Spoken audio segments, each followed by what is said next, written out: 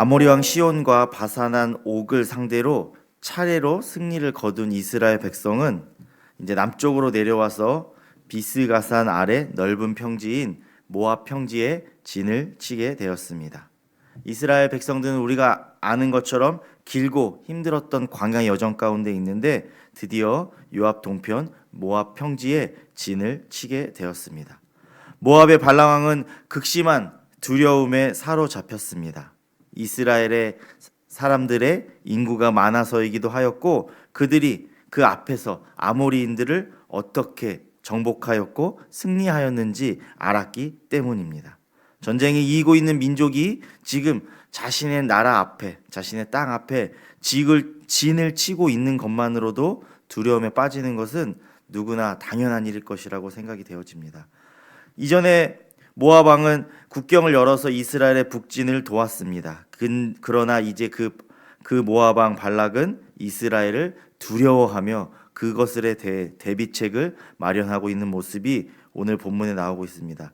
그는 미디안 사람들과 함께 이스라엘의 막을 방법을 모의합니다.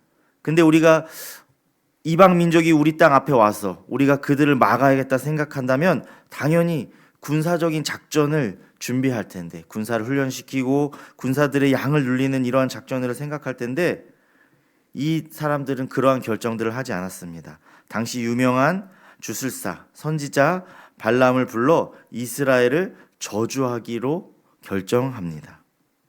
군사적인 작전을 이루는 것이 아니라 생각지도 않은 다른 작전을 펴고 있는 것입니다. 그것은 주술의 작전인데 아마도 전쟁에 앞서서 우리가 승리하기 위해서 비는 그런 주술일 수도 있고 상대방과의 전쟁을 앞서서 심리전을 펼치기 위한 작전으로도 보여집니다.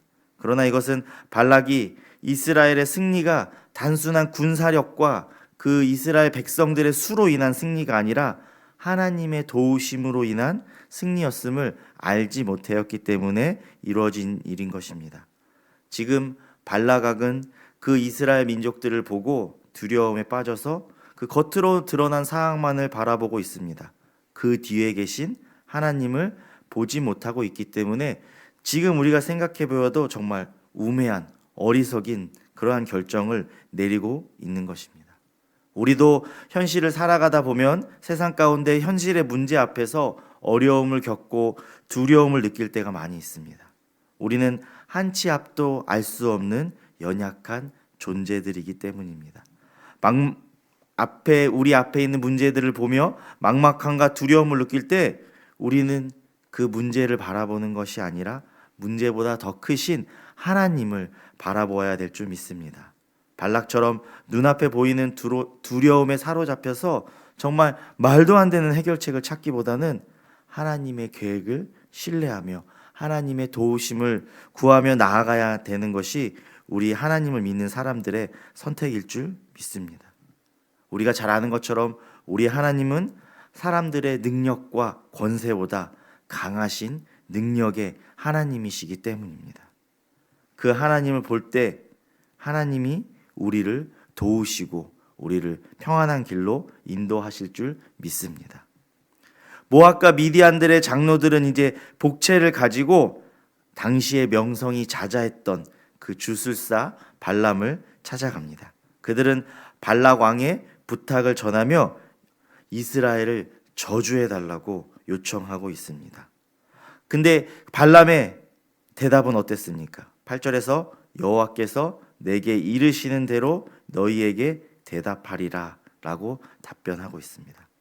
발람은 돈을 받고 부탁을 들어준 것이 아니라 놀랍게도 하나님께 기도해 볼 테니 하룻밤을 머물며 기다려달라 이렇게 이야기하고 있습니다.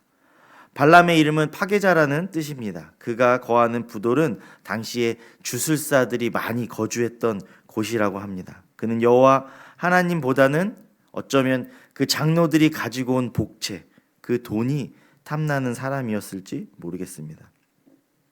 그래서 이스라엘에 대한 관련된 일을 하기에 앞서 이스라엘인 신인 여호와의 말씀을 들어보겠다고 하는 것일 수도 있습니다.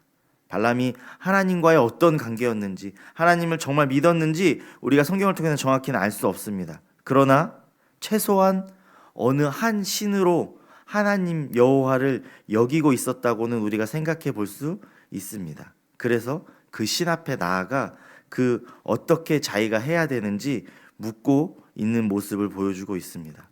그런 그에게 12절에 하나님이 나타나셔서 너는 그들과 함께 가지 말라고, 그 백성을 저주하지도 말라, 그들은 복을 자니라, 이렇게 말씀하고 계십니다.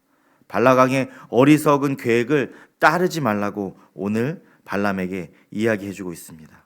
그래서 발람은 아침에 일어나 거절의 의사를 표하고 귀족들이 돌아가 왕에게 그 결과를 보고함으로써 오늘 본문이 끝이 나고 있습니다. 하나님이 발람을 통해서 발락을 비롯해 이스라엘을 대적하고자 하는 자들이 어리석은 결정을 내렸음을 말씀해주고 계십니다. 주님이 친히 그 어리석은 결정을 내린 사람들을 꾸짖으시고 그들이 돌이킬 기회를 주고 계신 것입니다. 이스라엘 백성들은 지금 발락왕의 계략을 눈치채지 못했습니다. 그러나 하나님은 그 계획을 아시고 사악한 음모로부터 지금 이스라엘 백성을 보호해주고 계십니다. 당연히 하나님은 지금 우리를 보호하고 지키시는 분이십니다. 그러나 하나님은 우리를 지키시는 분이시지만 우리가 깨어있지 않으면 우리는 언제나 넘어질 수밖에 없는 연약한 존재들입니다. 그래서 하나님의 백성은 언제든지 방심해서는 안 됩니다. 승리 가운데 있을 때도 승리에 취하기만 하면 되는 것이 아니라 우리는 늘 깨어서 영적으로 준비하여야 하는 것입니다. 사단은 절대로 쉬지 않고 우리를 공격하고 또 공격하기 위해서 우리의 빈틈을 노리고 있기 때문입니다. 언제나 하나님 믿는 그리스도인들의 방심한 틈을 노리면서 음모를 꾸미고 우리를 공격하고자 하는 것들이 사단이기 때문에 우리는 언제나 깨어서 준비하여야 하는 것입니다. 두려운 상황이나 문제 앞에서 우리는 정말로 넘어지기 쉬울 때가 많이 있습니다. 왜냐하면 사단은 우리의 약점을 잘 알기 때문에 우리의 약한 점, 그 빈틈을 공격하기 때문입니다. 그럴수록 우리는 깨어서 준비하고 하나님의 음성에 귀 기울여야 하는 것입니다.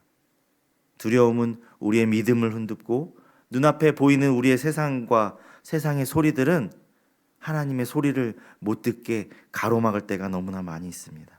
그래서 우리는 항상 주님의 말씀에 귀를 기울이고 그 말씀을 잘 듣기 위해서 훈련하고 노력해야 하는 것입니다. 하나님의 말씀을 제대로 들어야만 그 말씀대로 우리가 살아갈 수 있게 되어지는 것입니다. 하나님의 말씀은 어려움 가운데서 우리를 구원하여 주시고 우리의 슬픔과 탄식을 달아나게 하여 주시며 하나님의 말씀으로 통해 우리가 기쁨과 즐거움을 누리게 해주시기 때문입니다. 하나님의 말씀만이 우리를 인도하여 주시고 우리가 이 삶 가운데서 승리하게 하심을 우리는 믿고 그 말씀을 듣기 위해 귀 기울이고 노력해야 하는 것입니다. 오늘 아침에 이 자리 가운데 나와 하나님의 말씀을 묵상하는 성도님들에게도 하나님이 각자에게 주시는 그 음성이 들리기를 소망합니다. 이 아침에 하나님의 말씀을 듣는 은혜와 축복이 우리 모두에게 함께 하기를 소망합니다. 오늘 하루 하나님의 말씀을 들음으로 새 힘을 얻어서 우리의 삶의 자리에서 승리하는 모든 성도님들이 되시기를 주님의 이름으로 소망합니다. 기도하겠습니다.